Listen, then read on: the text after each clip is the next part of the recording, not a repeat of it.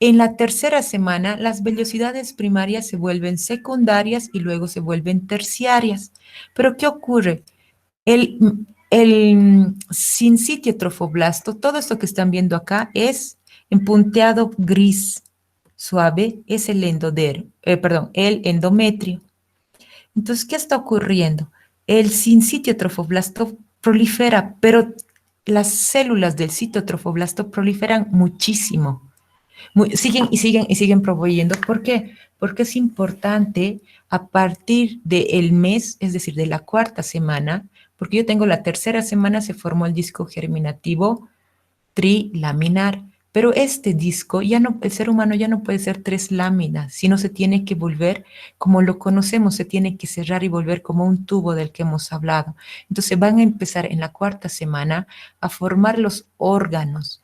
El corazón en la cuarta semana ya tiene que empezar a latir y el hígado también tiene que proveer células. Entonces ya no son solo tres capas. Para la cuarta semana ya es un ser vivo que tiene que poder recibir gran nutrición porque se van a formar todos sus órganos, todos sus tejidos y necesita muchísima irrigación. Entonces, quien va a proveer esa irrigación es esta futura placenta. Entonces, lo que ocurre es que estas células del citotrofoblasto empiezan a proliferar tanto, tanto, que parece que, miren, están creciendo por fuera inclusive del sincitio, que era el verde oscuro. ¿Sí o no?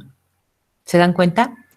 Entonces, al proliferar tanto, se establecen vellosidades primarias en la segunda semana, pero perdón, sí, en la segunda semana, pero en la tercera semana ya existen vellosidades secundarias y luego terciarias, y las vellosidades de anclaje. ¿Por qué? Porque les he dicho, ¿se acuerdan?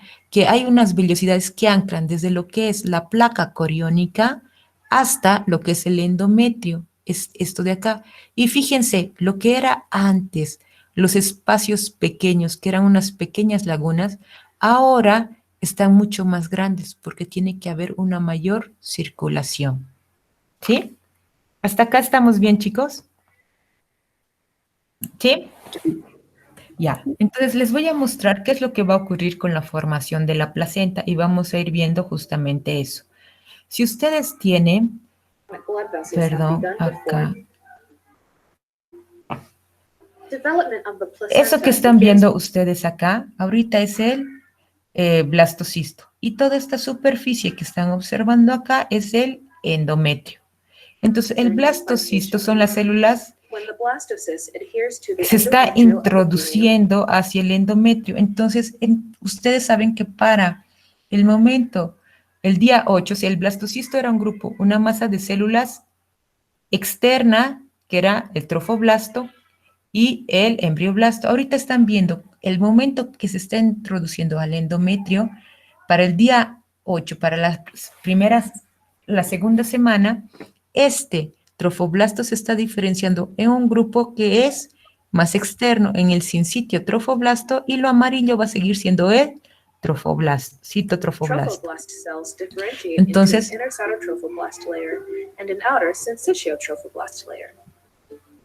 as the cytotrophoblast proliferates, newly formed cells migrate into the syncytiotrophoblast and lose their cell membranes. Entonces, ¿qué les está diciendo?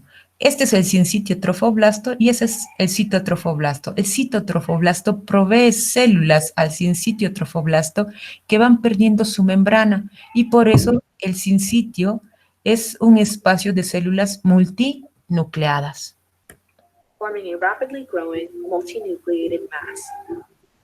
The cytotrophoblast secretes proteolytic enzymes, and the syncytiotrophoblast sends out finger-like projections, allowing the blastocyst to embed into the endometrium. Entonces, ¿qué les está diciendo?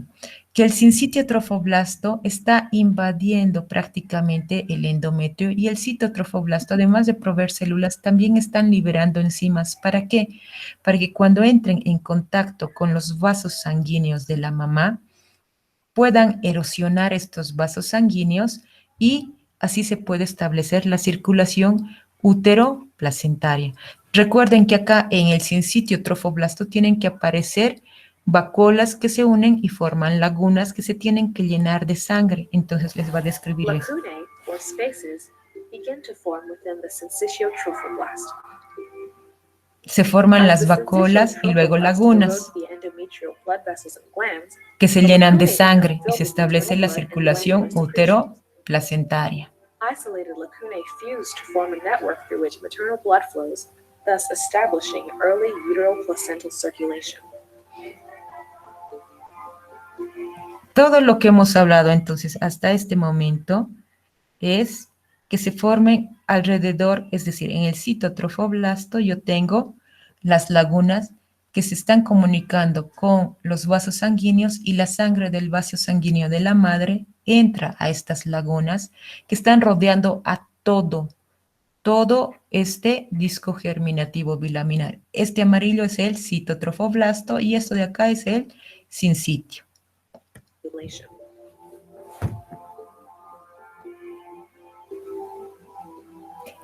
Acá va a explicar lo que son las capas de la futura placenta. Este en azul es el sincitio trofoblasto. Esto que está en amarillo es el citotrofoblasto.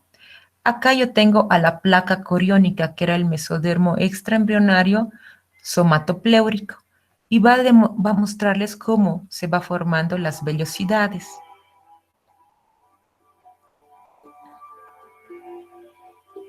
Toward the end of the second week, small projections of the cytotrophoblast begin to expand into the syncytiotrophoblast, forming primary chorionic villi.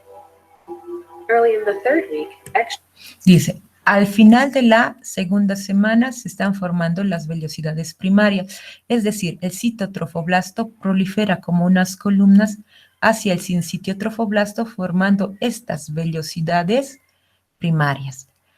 En la segunda semana, ustedes saben, en la tercera semana se van a formar vellosidades secundarias y esas vellosidades secundarias es porque el mesodermo extraembrionario también se va introduciendo dentro de lo que era el citotrofoblasto.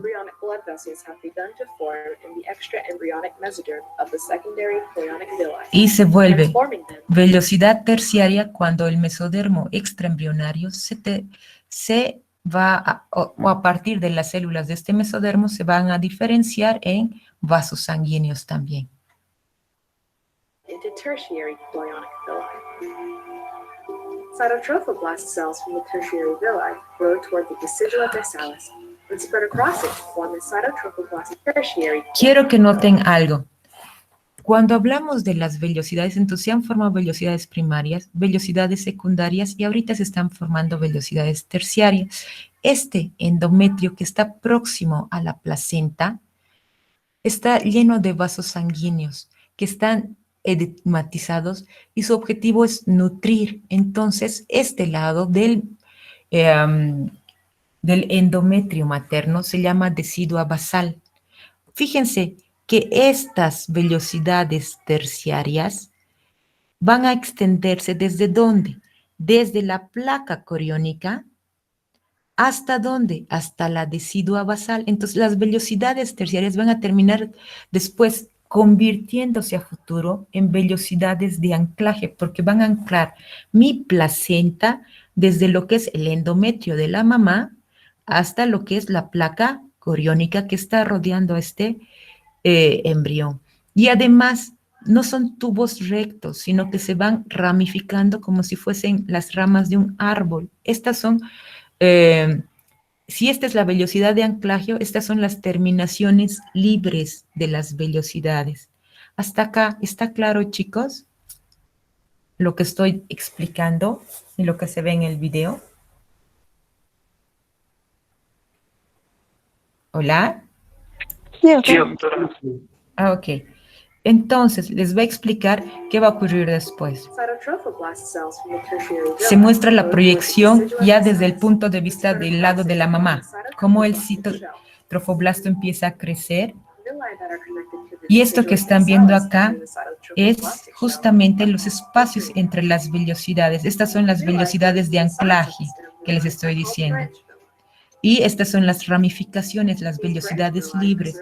Fíjense, lo que les está mostrando ahorita es una velocidad de anclaje que está yendo desde lo que es esa placa coriónica hacia lo que es el endometrio de la mamá. Entonces está anclado y entre esas vellosidades hay espacios. Esos espacios son las lagunas que estaban formándose en el sinsitio trofoblasto, pero ya está anclada esta placenta, entonces se llama vellosidad de Signs anclaje. of exchange between mother and fetus. By the fourth week, fetal blood flow is Este es el established. cordón umbilical. Fully oxygenated blood is transported to the placenta from the fetus via paired. Ya, lo que les está diciendo es que nosotros vamos a tener, esta es la placenta, y en la placenta van a haber vasos sanguíneos, pero estos vasos sanguíneos se van a diferenciar en arterias y van a formar venas también. Entonces, nosotros tenemos estas en azul que les está mostrando, este es el cordón umbilical que está yendo hacia el bebé, y aquí está la placenta, y por más fuera, por así decirlo, está el endometrio. Entonces, ¿qué es lo que ocurre? En este cordón umbilical yo voy a tener dos venas y dos arterias umbilicales y una gran vena umbilical, que es esta que la ven en rojo, que parece un tronco.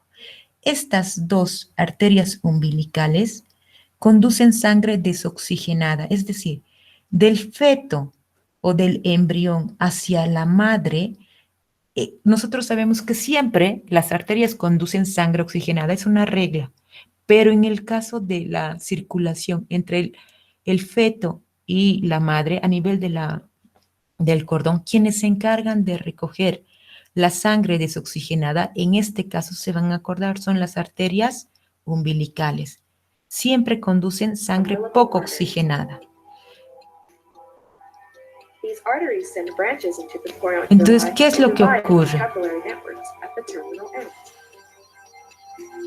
Las arterias de la mamá van a Carbon liberar deoxygenase products are released los via nutrientes circulation hacia estos across the espacios membrane entre las to the maternal vellosidades. blood in the intervillous space. Oxygen and nutrients are transported across the placental membrane from the maternal blood to the fetal capillaries. Oxygenated fetal blood travels back through veins, converging to form a single umbilical vein that Entonces, ¿qué les está diciendo? Yo sé que hay vellosidades de anclaje. Entre las vellosidades hay espacios que eran las lagunas del trofoblasto, pero esos espacios ya no se van a llamar lagunas, sino ya se van, como están entre vellosidades, se llaman espacios intervellosos. Y la madre libera a través de la sangre que llega por las arterias de la madre, libera oxígeno y nutrientes hacia estos espacios intervellosos. Y todos esos nutrientes son captados y llevados por la vena umbilical hacia el embrión o hacia el feto. goes to the fetus. Blood returns to the maternal circulation. Entonces, fíjense acá, yo tengo en estos espacios intervellosos, yo tengo arterias de la madre que están liberando, es decir, la sangre rica en oxígeno y nutrientes está llegando de la madre hacia el feto a través de las arterias, y como el sinsitio trofoblasto ha erosionado estos vasos, esta sangre va llegando por este lado, pero la sangre poco oxigenada, que también está siendo liberada por el mismo feto hacia la placenta, está yendo a ser recogida por la vena materna. ¿Por qué? Por la diferencia de presión, la presión sanguínea, en este caso que está conduciendo nutrientes, las arterias tienen mayor presión sanguínea. Entonces, la sangre va rica en oxígeno y nutrientes, tiene mayor presión y va a ir liberando su contenido hacia estos espacios intervellosos. Pero todos los desechos del feto hacia la madre son recogidos por las venas de la madre del endometrio, porque hay menor presión sanguínea, menor presión, entonces todo va siendo recogido por venas. Forced out by the pressure of incoming arterial blood. Entonces, esto es del lado de la mamá, la placenta. ¿Cómo se ve? La placenta es como un disco. Y en este disco yo tengo, todo esto es el endometrio, entonces yo tengo los vasos sanguíneos que son arterias y venas maternas, pero fíjense, la superficie de la placenta no es lisa, tiene como si estuviese tabicada, como a este aspecto se llama como cotiledones.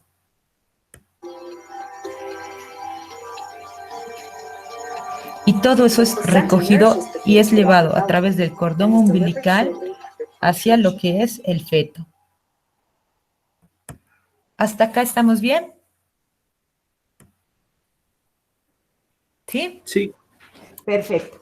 Entonces, vamos a ver que este feto, para el primer mes, es decir, para la cuarta semana, ya no es trilaminar. Ya sabemos que en la cuarta semana, al final de la cuarta semana, esas 3 láminas se han plegado y han formado un tubo. Esto ya hemos hablado durante el periodo embrionario y también durante lo que era la formación del tubo intestinal. ¿Qué aspecto tiene? Fíjense que, ¿se acuerdan que al plegarse el embrión quedaba encerrado en la cavidad amniótica?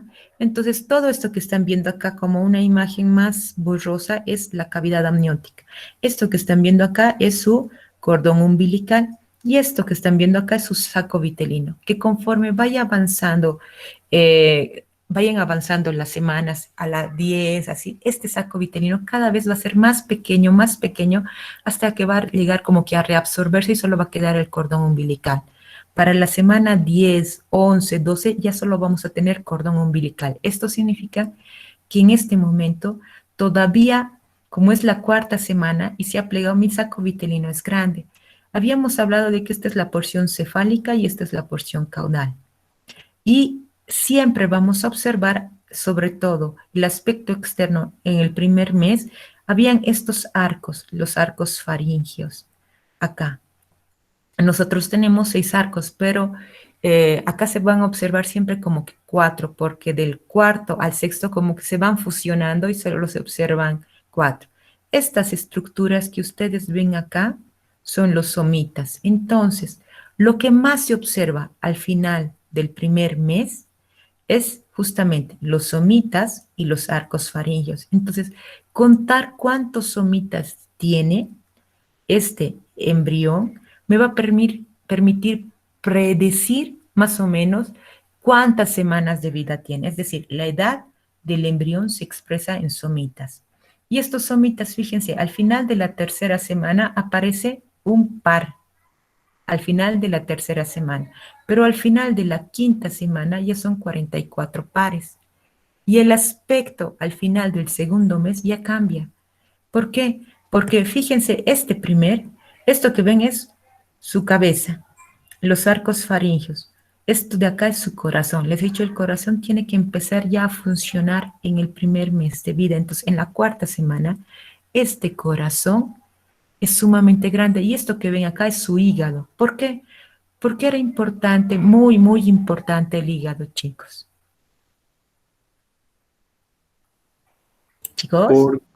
Porque produce las células, las primeras células.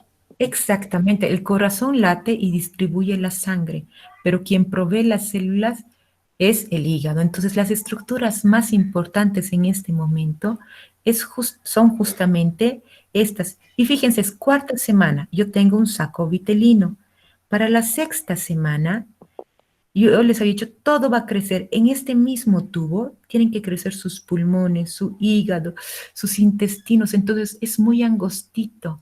Y para la sexta semana, todo lo que está creciendo a nivel abdominal se va a tender a salir al cordón umbilical porque el espacio es muy chiquitito.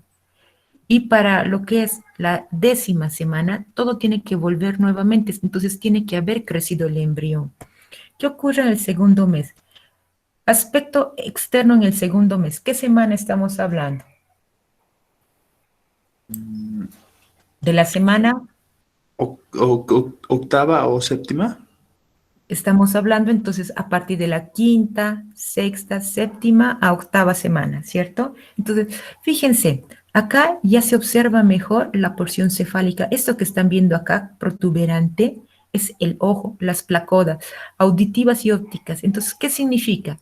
Los ojos y las orejas de los seres humanos no están de entrada al frente, como es al frente de nuestro rostro, sino están ubicados lateralmente hacia la posición de nuestras orejas. Desde acá tienen que migrar hacia la porción que es el rostral. Esto que ven es la porción cefálica. Acá tienen los arcos faringios. Sigue siendo mi corazón, Y esto que ustedes observan ya es el cordón umbilical. ¿Por qué? Porque yo les he dicho que para la semana 10, 11, yo ya no tengo mi saco vitelino tan grande, sino ya es prácticamente como que se ha reabsorbido y yo ya tengo solo el cordón umbilical.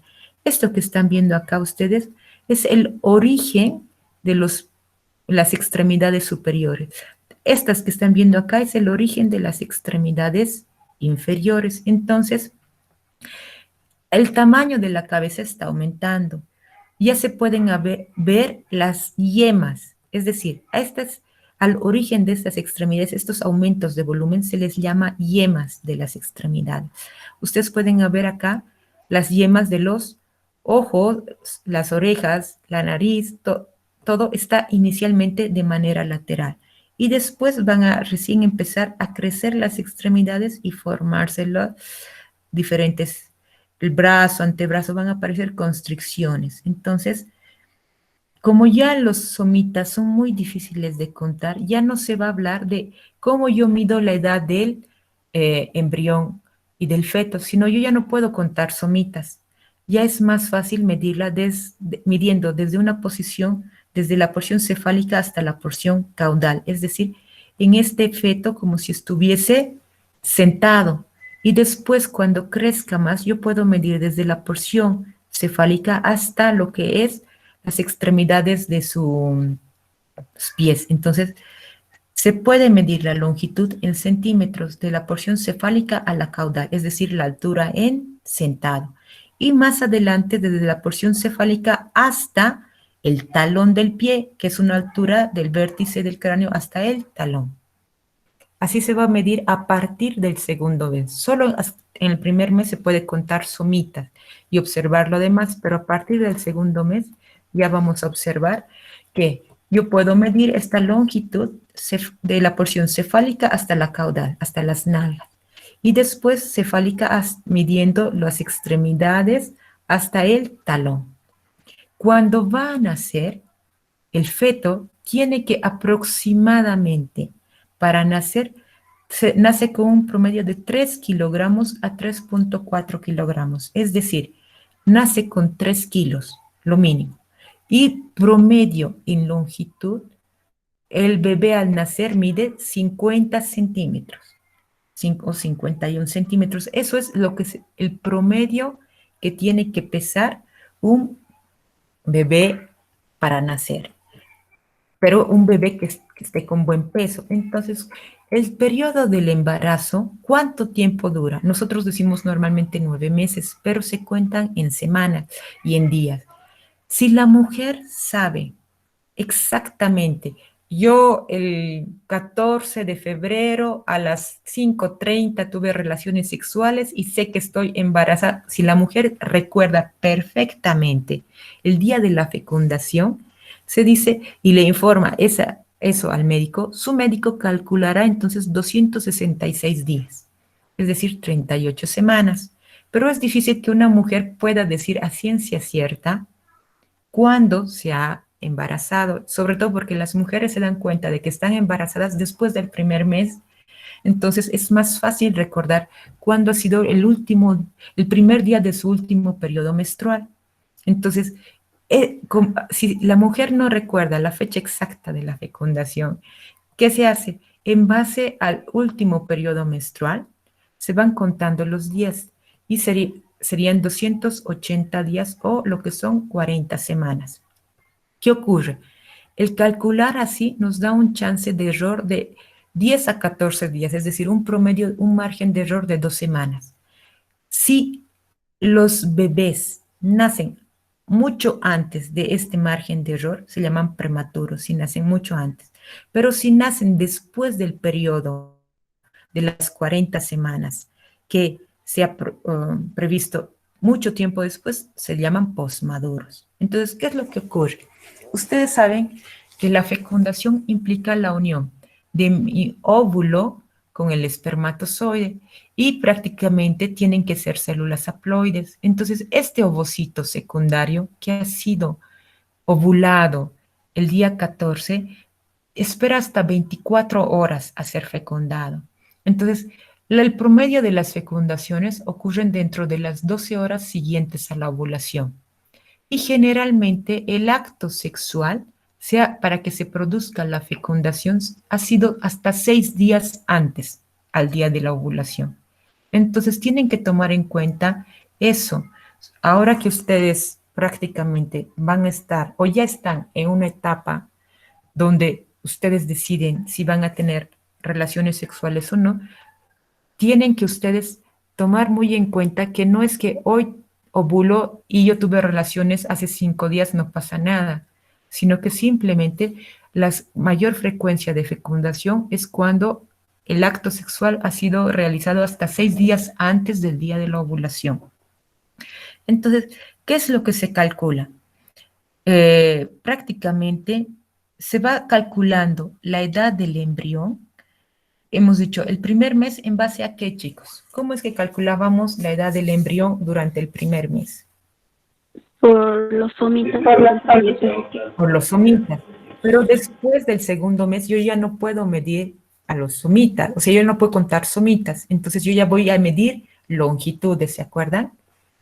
Y algo que es muy útil y que el ginecólogo utiliza mucho para medir es justamente en las ecografías medir el diámetro de la cabeza, medir el diámetro abdominal, el diámetro del fémur. Entonces, ¿qué es lo que está ocurriendo? Se calculan cuántas semanas tiene el feto gracias a esas mediciones adicionales. Y algo que tienen que saber es que el feto va a crecer mucho en el segundo trimestre, es decir, del primer al tercer mes va a crecer, pero cuarto, quinto, sexto mes va a crecer mucho en longitud. Se espera, entonces las mujeres, por ejemplo, que para el cuarto mes han subido, ¿cuánto normalmente creen que una mujer tiene que subir de peso? Desde que el día en que se embaraza hasta el día en que da a luz, más o menos, según sus cálculos. 8 kilos. Unos 8 kilos, 8 a 10 es el promedio. Pero hay mujeres que para el, no sé, el octavo mes no han subido 10 kilos, han subido 15, 16. Hay mujeres que se disparan más, ¿cierto? Hay mujeres que para el sexto, séptimo mes han subido 3 kilos o 4. Entonces, ¿qué es lo que ocurre? Tienen que saber que si una mujer va a subir de peso y sube mucho de peso, puede traer muchos riesgos al bebé y muchos riesgos para ella misma. ¿Por qué? Porque no es que algo que ocurre frecuentemente en las familias es dicen, ay, ahora tienes que comer doble porque estás embarazada y les dan de comer todo. Y como estás embarazada y te antojas, comes todo lo que te gusta.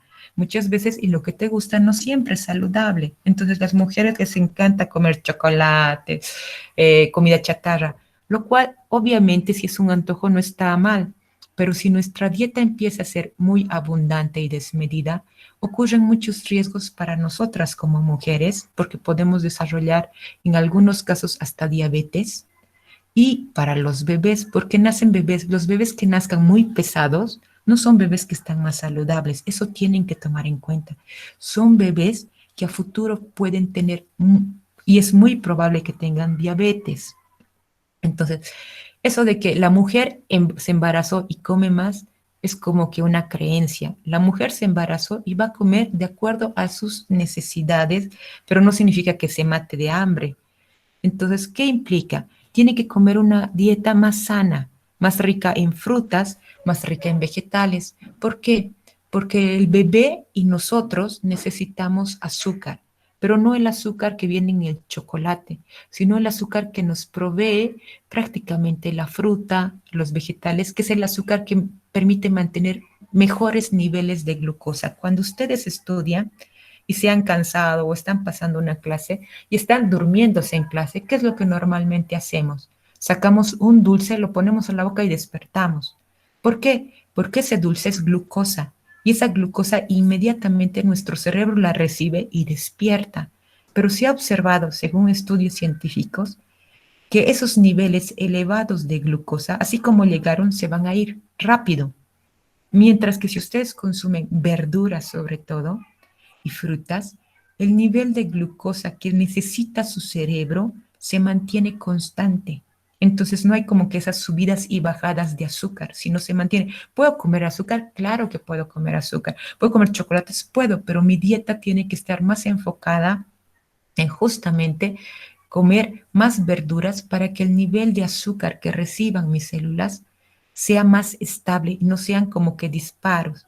Ahora, fíjense, este bebé, este feto va a crecer, ante todo crecer durante el segundo trimestre, cuarto, quinto mes. Pero, ¿cuándo es que va a subir de peso? Si yo subo 8 kilos para el cuarto, quinto mes, los 8 kilos me los estoy ganando yo, porque mi bebé no está subiendo esa cantidad. El bebé va, los últimos 2 meses, es decir, el octavo, finales del séptimo mes, es recién que gana peso. Entonces, algo que los ginecólogos, por ejemplo, recomiendan a las mamás es que coma sano, que coma lo que ella desea, sin restricciones, pero que no coma en abundancia si no tiene hambre y no se llene de comida. ¿Por qué? Porque donde este bebé realmente va a subir de peso es para el final, los últimos 2 meses del embarazo. Entonces, todo lo que yo gane antes de esos 2 meses de embarazo, es muy probable que yo me los quede y va a ser mucho más difícil liberarme de ellos. Entonces, ¿qué es lo que ocurre? Cuando los primeros 3 meses, fíjense que lo que más va a crecer en el bebé es su cabeza. Es decir, el desarrollo del sistema nervioso es sumamente importante. Sus ojos, inicialmente les he dicho, van a estar hacia los lados de la cabeza. Entonces, para el final del primer trimestre, los ojos van a irse hacia la línea media, lo mismo que las fosas nasales, y las orejas van a quedarse en la posición que debe. Entonces, a los 3 meses, como que ya va a tener un aspecto más humano, pero su cabeza es sumamente grande. Por eso es que les digo, ¿se acuerdan que les dije? El desarrollo del sistema nervioso central es sumamente importante, sobre todo durante el primer mes, segundo mes, porque se está formando el tubo neural y cualquier alteración que yo pueda tener va a afectar ese sistema nervioso. Entonces, si yo mido la longitud hasta el tercer mes, yo ya no la voy a medir contando sumitas, yo la voy a medir midiendo desde la porción más elevada de la cabeza cefálica hasta la cauda, es decir, sentado, longitud de sentado. Y solo la cabeza ocupa casi la mitad. Entonces, la longitud cefalocaudal que corresponde a la cabeza es prácticamente la mitad. Existe un gran crecimiento del encéfalo. Aparecen las extremidades y se notan claramente, pero la diferencia es que las extremidades inferiores están menos desarrolladas que las extremidades superiores. Y se acuerdan, yo les dije, se forma el tubo, se forman las extremidades y yo voy a tener más o menos hasta el cuarta, quinta semana, sexta, yo voy a tener todavía el saco vitelino, pero después yo tengo también el cordón umbilical. En la sexta semana, como este es un tubito donde están creciendo sus pulmones, sus intestinos, los intestinos, chicos, en un ser humano miden hasta 5 metros y está tan plegado que tiene esa longitud, entonces todo eso está creciendo, los intestinos, en un ser vivo, obviamente ya nacido en un adulto. Pero ¿qué es lo que ocurre? Aquí está creciendo su hígado, su páncreas, intestino, todo al mismo tiempo, no cabe. Entonces, para la sexta semana, todo el contenido abdominal, gran parte del contenido abdominal, se sale hacia el cordón umbilical y forma la hernia umbilical fisiológica. Esto ocurre hasta la sexta semana, pero para la semana 12 ya tiene que estar todo nuevamente dentro. Es decir, en la semana 10 ya está todo regresando hacia el abdomen. Y en la semana 12 no tiene que haber ni vestigio, solo tiene que quedar un cordón umbilical. Los genitales externos todavía se están formando. Entonces, se pueden diferenciar, pero por ningún ginecólogo va a correr tanto el riesgo de decir, por decirles, en la quinta semana si va a ser varón o mujer. ¿Por qué? Porque hay un periodo que se llama, en esta etapa de los primeros meses, periodo indiferenciado hasta la séptima semana, donde los genitales externos masculinos y femeninos se ven igual, exactamente igual. Entonces, después de ese tiempo, ya para el final del primer trimestre sí se puede diferenciar, pero el ginecólogo con más certeza y sin ningún margen de error les va a decir, pasado el quinto mes, qué sexo es. En los fetos que han sido abortados se observa el reflejo muscular. Entonces ya se sabe que tienen reflejo muscular, que está desarrollando su sistema nervioso. Esto ocurre en el primer trimestre. Para lo que es el segundo trimestre, es decir, estamos hablando acá, por ejemplo, les pone el quinto mes en el libro, fíjense, ya la cabeza ha disminuido de tamaño. ¿Pero por qué ha disminuido de tamaño? Porque el resto del cuerpo ha crecido. Entonces, ¿qué ocurre? Tiene un aspecto, como lo pueden ver, más humano, pero fíjense, en el quinto mes mide medio kilo. Entonces, todo lo que se suba, lo está subiendo la mamá. Obviamente, el peso va a estar distribuido en lo que es el líquido amniótico, la placenta, pero no es el bebé el que se está comiendo todo. ¿Por qué? Porque el bebé está creciendo en el segundo trimestre en longitud. Por eso pesa tan solo medio kilo el quinto mes. Su longitud de sentado es de aproximadamente 15 centímetros, es decir, céfalo caudal hasta las nalgas es 15 centímetros. Y empiezan a crecer los pelos, se hace ya visibles los pelos de lo que son las cejas. El cuerpo entero de este feto está cubierto como que de un pelo que se llama lanugo, como de unas vellosidades. Pero si se lo observa, este feto deja ver todos sus vasos sanguíneos. Fíjense acá, pueden ver ustedes que se observan los vasos sanguíneos, parte de lo que es acá, vamos a ver. Acá. Fíjense, se observa como que rojizo. ¿Por qué? Porque no hay tejido subcutáneo. Es directamente la piel sobre los vasos sanguíneos. Entonces, como no hay tejido subcutáneo, todo lo que son la morfología, la forma externa de este feto, como que se nota bastante más anguloso. No es un contorno de bebé suave. La mamá ya a partir del quinto mes puede ver más o menos sentir los movimientos fetales y eso de que son como mariposas en el estómago, como que una forma de decirlo muy bonita. Pero ¿qué ocurre cuando ustedes, por ejemplo, tienen gases en el estómago y esos gases se mueven? Ustedes lo sienten de manera fisiológica. En la mujer no va a sentir las mariposas fantásticas que le dicen. En realidad, científicamente, es más, se acerca a una descripción como que de eso, como si fuese un gasecito que se va moviendo en su abdomen. Esa es la sensación que ella va a sentir a partir de que este feto empiece a moverse. Cuando ha llegado el tercer trimestre, fíjense que ha habido ya en el segundo trimestre un crecimiento en longitud. En el tercer trimestre, los últimos 2 meses, este feto va a ganar peso. Y ha aparecido acá los pelos en el segundo trimestre, la nube, entonces acá yo puedo observar también obviamente el cabello. Pero ¿qué ocurre? Para nacer un feto a término tiene que pesar más de 3 kilos, les he dicho. 300, 3200, hasta 3400.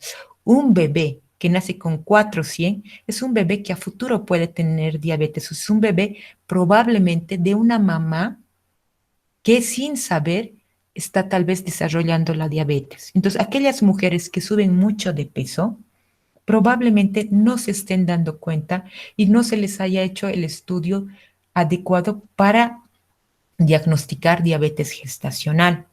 ¿Qué es lo que significa esto? Ustedes saben que para saber si una mujer o una persona tiene diabetes, normalmente se le dice en un ayunas, le vamos a tomar un análisis de sangre y ahí vamos a ver el nivel de glucosa en la sangre.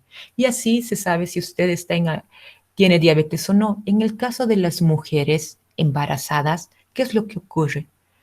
El mismo hecho de que tienen que alimentar a un bebé que se está formando en su interior significa que el nivel de azúcar va a estar más alto en sangre. Por eso es que hay que hacer estudios donde son más detallados, donde les hacen consumir ciertas cantidades de azúcar, agua azucarada. O sea, es un estudio más detallado para realmente diagnosticar si tiene o no tiene diabetes. ¿Por qué? Porque de hecho el nivel de azúcar en su sangre va a estar un poco elevado. Entonces eso de que sáquese un análisis de sangre para ver si tiene diabetes, como que es un estudio muy simple. Entonces muchas mujeres realmente desarrollan a veces diabetes gestacional y no significa que estén gordas, por si acaso les digo, ni que hayan subido mucho, pero pueden desarrollar. ¿Quiénes tienen tendencia a desarrollar diabetes gestacional?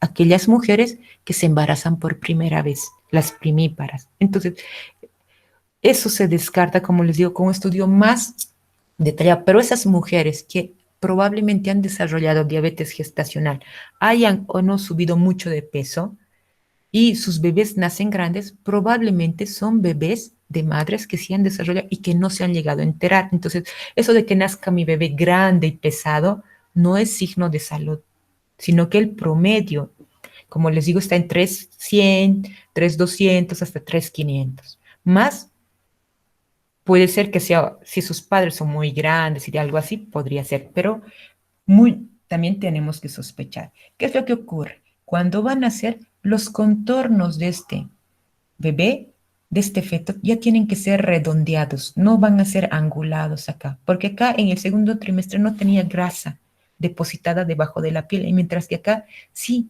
sus contornos son suaves porque hay tejido subcutáneo depositado y está cubierto de una grasa al nacer que se llama unto sebáceo. Sus genitales, sea varón o sea mujer, en el recién nacido son más pronunciados, se notan más al principio. ¿Cómo va a dejar de notarse? Cuando el bebé empiece a crecer durante el primer mes después de nacido. Entonces ahí van a ir adquiriendo un tamaño más normal, pero siempre nacen con genitales pronunciados. Ahora, ¿qué ocurre con lo que es bajo peso al nacer? El bajo peso al nacer significa que este bebé, nazca o no nazca prematuramente, pesa menos de 2,5 kilos. Si pesa menos de 2,5 kilos, se dice que tiene bajo peso al nacer. Lo que les he dicho, hasta 3,5 ya es un término, digamos, normal. 51 centímetros también, pero bajo peso al nacer es que pese menos de 2,5 kilos sin importar la edad gestacional. Los bebés prematuros de hecho pesan menos, por eso es que también entra una incubadora, pero en algunos casos podría ser que supongamos que el papá y la mamá son pequeños. Entonces el bebé de manera natural va a ser más pequeño, va a pesar menos, pero existe lo que se llama restricción del crecimiento intrauterino. Significa que este bebé es más pequeño de lo que la edad gestacional indica, pero mucho más pequeño, y eso puede producir a futuro, si no es tratado a tiempo, deficiencias neurológicas en este bebé que va a nacer. Puede producir malformaciones congénitas y la aspiración de meconio. ¿Qué es lo que ocurre? El meconio son las heces fecales que al momento de nacer, muchas veces por el esfuerzo del parto y todo lo demás, los bebés hacen caca. Entonces, puede aspirarse ese meconio. Obviamente, esto se da más en bebés, como les digo, que tienen restricción al nacer. Y algo que ocurre es lo que les decía. La diabetes gestacional podría producir también restricción del crecimiento uterino. Ahora, ¿cuáles son las membranas fetales y la placenta? Hemos hablado en todo momento que el feto tiene un trofoblasto. Este trofoblasto va a desarrollar la futura placenta, pero si se ponen a pensar, este trofoblasto ha formado las vellosidades primarias, secundarias, terciarias, que se han diferenciado después en vellosidades de anclaje y vellosidades libres. Entonces, todo ha derivado del trofoblasto y se ha formado la placa coriónica, que era prácticamente la que se originaba del mesodermo extraembrionario. Entonces, de parte del feto, esa es lo que son la placenta. De parte de la madre, es ese endometrio que está rodeando a ese trofoblasto y se llama deciduo basal. Entonces, ¿qué es lo que ocurre? La madre tiene las arterias de la madre que están irrigando la zona, se llaman arterias espirales de ese endometrio y son las que van a aportar la sangre. ¿Qué implica? Que las células del citotrofoblasto, que son las células que van a diferenciarse, formando sin sitio y a futuro las vellosidades y todo eso, están invadiendo, existe una invasión del endotelio de estos vasos sanguíneos. Entonces, ¿qué ocurre? Estas células del citotrofoblasto tienen que empezar a cambiar de ser epiteliales, van a formar también se van a formar en endoteliales. Entonces tienen que, para que haya ese intercambio de nutrientes, prácticamente tienen que de alguna manera reemplazar las células endoteliales de la madre, de sus vasos sanguíneos de la madre, y esos vasos tienen que volverse vasos híbridos. Entonces, tiene que haber una diferenciación de sus vasos. ¿Para qué? Para que pueda circular y favorecer la circulación entre lo que es la circulación uteroplacentaria. Pero ¿qué ocurre si no existe eso? Si no existe eso, más o menos a la madre cada mes tiene que ir a que le midan la presión, la pesen y vea y le hagan estudios y análisis. Entonces, ¿qué ocurre? A veces puede ocurrir a partir de las 20 semanas, ¿de cuántos meses estamos hablando, chicos? 20 semanas. ¿Qué mes estamos hablando de vida? Cuarto, no. 4 por 4 es 16. 16. Más o Sí. menos a partir de del quinto mes. Quinto ¿eh? mes. Entonces, ¿qué es lo que ocurre? A las mujeres siempre lo primero que cuando llegan se les mide la presión y se las pesa, para que no suban mucho de peso y para que no desarrollen ninguna alteración. ¿Qué alteración podría tener? Cuando una mujer contiene en su cuerpo un nuevo ser, este nuevo ser no es totalmente hecho de sus células. Entonces, este nuevo ser implica que podría ser en algunos casos reconocido como cuerpo extraño, que vamos a ver más adelante qué pasa. Las células de la mamá empiezan a atacar a las células del feto. Eso vamos a ver más adelante. Pero ahorita, ¿qué es lo que puede ocurrir? Le toman la presión cada mes. ¿Por qué? Porque si ven que su presión empieza a elevarse, se puede desarrollar preeclampsia, es decir, una hipertensión, un aumento de la presión sanguínea. Entonces, ¿qué empieza a ver?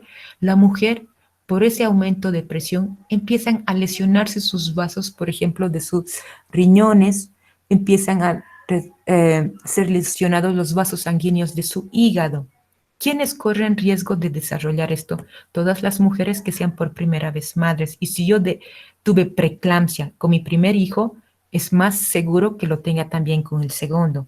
Entonces, las primíparas, todas aquellas mujeres que han ganado peso de manera excesiva durante la gestación o todas aquellas mujeres que hayan desarrollado diabetes gestacional o aquellas que ya son diabéticas antes de embarazarse. Entonces, ¿qué ocurre?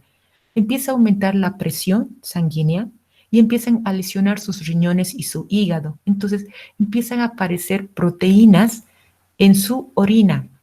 La preeclampsia es como que el pre de la eclampsia, es decir, si no se controla esto del aumento de la presión, puede desarrollarse una eclampsia en el embarazo que implica que el aumento de presión es tan elevado en la mujer que la mujer puede sufrir un derrame cerebrovascular. O sea, antes aparece, por ejemplo, dolores de cabeza, hay dolores abdominales. ¿Por qué? Porque el hígado está siendo lesionado. Entonces, hay, por ejemplo, trastornos en la visión, puede haber, en las mujeres es normal que se le hinchen los pies, pero en algunos casos este edema puede ser demasiado. Entonces, siempre es necesario medir la presión, porque si la preeclampsia sigue la presión aumentando, es la causa más común de muerte materna y de muerte fetal. Esa es una de las primeras causas de muerte fetal. Entonces, ¿cuál es la única forma de evitar la muerte de la madre por un exceso en aumento de la presión? Es sacar al feto. Entonces, ¿qué ocurre? Las mujeres que tienen presión alta durante el embarazo son constantemente controladas. Y una de las características, ustedes le preguntan a alguien que tiene presión alta, ¿cuál es una de las primeras manifestaciones? Les duele la cabeza, por ejemplo. En el caso de la mujer, como les digo, si esto sigue y sigue y sigue, se puede lesionar mucho más su hígado y mucho más sus riñones. Entonces, constantemente les empiezan a hacer análisis de lo que son la proteinuria, análisis de sangre para ver, por ejemplo, que no esté lesionado los niveles elevados, por ejemplo, de enzimas hepáticas, etcétera. Entonces les hacen muchos estudios. Si no se detiene, va a sufrir convulsiones esta madre, se aumenta la presión y va a una eclampsia. Y la única forma de prevenir es inducir a un aborto, si es que no está a final de término. La única manera de evitar la muerte de la madre, por así decirlo. Pero ¿qué es lo que ocurre? Ustedes han debido escuchar del puerperio. El puerperio es el periodo después de que ha dado a luz una mujer. Y antes, en el pasado, se cuidaba mucho a las mujeres que habían dado a luz. ¿Por qué? Porque que hayas dado a luz no significa que todo tu organismo, al momento en que ha salido el bebé con la placenta, no significa que tu organismo esté 100% bien, por así decirlo. O sea, 0 kilómetros como diste a luz y ya estás como cuando estabas antes de estar embarazada. No ocurre eso, sino que ocurre un fenómeno de adaptación donde todo el cuerpo de la madre, hasta 40 días o más, tiene, o sea, es más de un mes y medio, tiene que regresar a lo que era antes. Y lo que tomó llegar en 9 meses tiene que regresar en un promedio de 6 semanas. Entonces tiene la mujer que ir a controles. ¿Por qué? Porque muchas mujeres que han dado a luz pueden tener lo que se llama después el HELP. Es decir, puede ser que yo después de haber dado a luz, a mí me han controlado mucho eso de la presión, pues, probablemente de desarrollo de diabetes gestacional, tal vez no, pero yo sí he tenido un riesgo, entonces ha sido muy controlado. He dado a luz y puede ser que yo he dado a luz tranquila y empiece a subirme apenas así, en el quirófano, me empieza a subir la presión arterial. Pero me empieza a subir tanto la presión arterial que yo puedo ir ese rato, si no la controlan, a un derrame cerebral. Eso podría ocurrir mientras yo estoy dando a luz, pero podría ocurrir que a mí me empiece a doler la cabeza hasta una semana después de que he dado a luz. Voy al médico y el médico me tiene que medir la presión porque una de las características es que puede aparecer un dolor abdominal y un fuerte dolor de cabeza. Y yo les digo esto porque yo he dado clases y es una historia que siempre cuento porque es una historia que realmente es importante conocer. Tenía una estudiante que estaba en primer año de la universidad y esta estudiante, su mamá se embarazó. Ella ya tenía 17, 18 años y su mamá se ha embarazado. Ha dado a luz a un bebé, ha regresado a la casa con el bebé y ella decía, mi mamá no está normal. Mi mamá como que está diferente y se quejaba de dolor de cabeza. Entonces, a la semana de lo que ella dio a luz, fue al médico y en el hospital le dijeron, no pasa nada, regrese a su casa, vuelve mañana. La señora fue al hospital, no han debido tomar la precaución de medirle la presión o tal vez quien la atendió simplemente, no sé, son internos a veces cuando es de turno y a veces no están aprendiendo también, tal vez no sé cuáles hayan sido las circunstancias. Pero la mandaron a su casa y en su casa su mamá se desmayó. La llevaron de emergencia al hospital y su mamá había sufrido un derrame cerebral. Eso ocurrió una semana antes del Día de la Madre. Eso es el 27 de mayo, y más o menos para junio, julio, ya seguía preguntando por cómo estaba esa mamá, y esa mamá seguía en el hospital, en terapia intensiva porque había tenido derrame cerebral y no despertaba. Era julio, agosto, pasó el siguiente semestre y era a finales de semestre, su mamá había vuelto a la casa, pero le habían explicado que ella tenía que volver a aprender todo de nuevo, porque no podía ni levantarse sola, ni vestirse sola. Era como un bebé y que iba a ser un periodo muy, muy largo de recuperación. Eso había pasado una semana después de que ha dado la mamá a luz. Pero el HELP, que es lo que les estoy diciendo, ocurre hasta 6 semanas después de que una madre ha dado a luz. Entonces, ¿qué es lo que ocurre? En muchos casos, si la mujer tiene presión sanguínea alta y ha tenido riesgo de hipertensión en el embarazo, tiene que cuidarse muchísimo después. ¿Por qué? Porque empieza a haber hemólisis, destrucción de sus células. HELP viene de la palabra en inglés, que significa hemólisis de células sanguíneas de los glóbulos rojos. Las enzimas hepáticas están elevadas. Existe una plaquetopenia, una disminución de lo que es las plaquetas, pero existe una presión arterial. Presión arterial que, como les digo, es sumamente peligrosa porque pueden ir a una hemorragia cerebral y tranquilamente nunca más se levantan de la cama. Entonces, esto ustedes tienen que saber. ¿Por qué? Porque son las mujeres que se van a embarazar. Algunas, no todas, corren el riesgo, pero yo tengo que saber qué riesgos puede haber. Y ahora que están estudiando, esto es para su vida, no es para probar, es para su vida. Muchos de ustedes van a ser mamás, pero tienen que saber que las tienen que controlar constantemente antes, durante y después. Y ustedes como futuros padres tienen que tomar en cuenta que si la mujer, que es la madre de sus hijos, tiene dolor de cabeza, no pueden esperar a que eso vaya más, porque puede ser que nunca más se levante de la cama. Me dejo entender la importancia de que ustedes sepan esto y de cuán peligroso es el aumento de la presión sanguínea. Esto en una mujer embarazada, en una persona normal, es una enfermedad silenciosa. La presión, un aumento de la presión sanguínea, si ustedes tienen padres, madres, parientes hipertensos, es como una bomba de tiempo que si no se la mide a la mujer embarazada no le pueden dar las pastillas que toma una persona que no está embarazada. Pero es igual. ¿Cuál es el riesgo? Derrame cerebral, el riesgo mayor. Pero antes hay lesión en riñones, hay lesión en hígado, hay lesión y hay un montón de manifestaciones. Y eso es lo que ustedes tienen que saber. ¿Por qué?